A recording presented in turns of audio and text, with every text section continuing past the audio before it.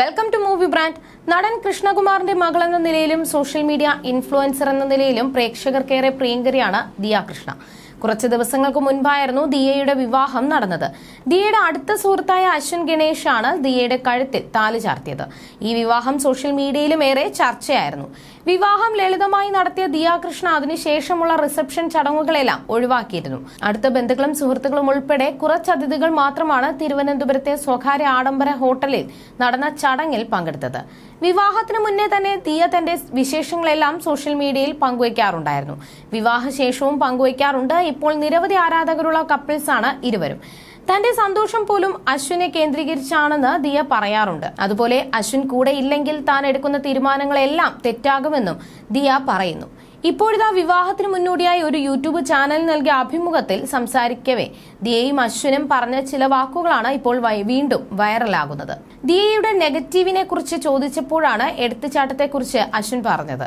ദിയയുടെ നെഗറ്റീവ് എന്താണെന്ന് ചോദിച്ചാൽ പറയാനുള്ളത് എടുത്തുചാട്ടം അല്ലെങ്കിൽ ആലോചനയില്ലാതെ തീരുമാനമെടുക്കുന്നത് എന്നാണ് പറയാനുള്ളതെന്നും അശ്വിൻ പറഞ്ഞു. പിന്നീട് ദിയ കാര്യങ്ങൾ കുറച്ചുകൂടി വിശദമാക്കി. അശ്വിൻ കൂടെ ഇല്ലെങ്കിൽ ഞാൻ എടുക്കുന്ന തീരുമാനങ്ങളെല്ലാം തെറ്റാകും. വണ്ടി ഓവർടേക്ക് ചെയ്യുന്നത് പോലും അതിൽപ്പെടും. എനിക്കൊപ്പം അശ്വിൻ ഉണ്ടെങ്കിൽ ഡ്രൈവ് ചെയ്യുമ്പോൾ എന്നോട് പറയും അവർ പൊക്കോട്ടെ, ഓവർടേക്ക് ചെയ്യേണ്ട, പതിയെ പോയാൽ മതിയെന്ന്. അങ്ങനെ ഒരിക്കൽ ചെന്ന് ഓവർടേക്ക് ചെയ്ത KSRTC ബസ്സുമായി ഇടിയുണ്ടാക്കി.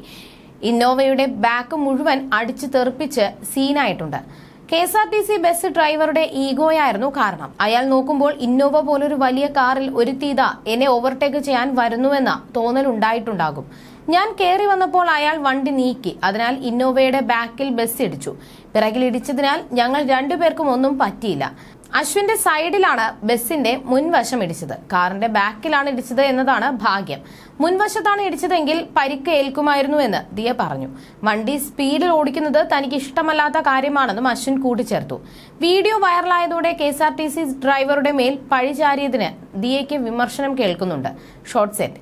അതേസമയം താനും അശ്വിനും വളരെ രഹസ്യമാക്കി വെച്ചിരുന്ന ഒരു കാര്യം ആദ്യമായി ആരാധകർക്ക് മുന്നിൽ തുറന്നു പറഞ്ഞിരുന്നു കഴിഞ്ഞ ദിവസം ദിയ.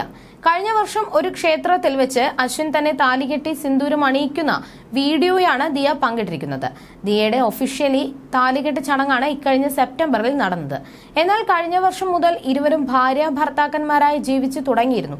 ഞങ്ങളുടെ ചെറിയൊരു സീക്രട്ട് എന്ന പറഞ്ഞാണ് രഹസ്യ വിവാഹത്തിന്റെ വീഡിയോ ദിയ പുറത്തുവിട്ടത്. എന്ത് സംഭവിച്ചാലും ഒരുമിച്ച് നിൽക്കുമെന്ന് ഞങ്ങൾ കഴിഞ്ഞ വർഷം പരസ്പരം വാക്ക് നൽകിയിരുന്നു.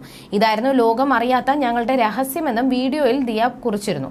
ഇരുവരുടെയും അടുത്ത സുഹൃത്തുക്കളായ അഞ്ജലിയും അഭിയും മാത്രമാണ് ആ രഹസ്യ വിവാഹത്തിന് സാക്ഷ്യം വഹിച്ചത്.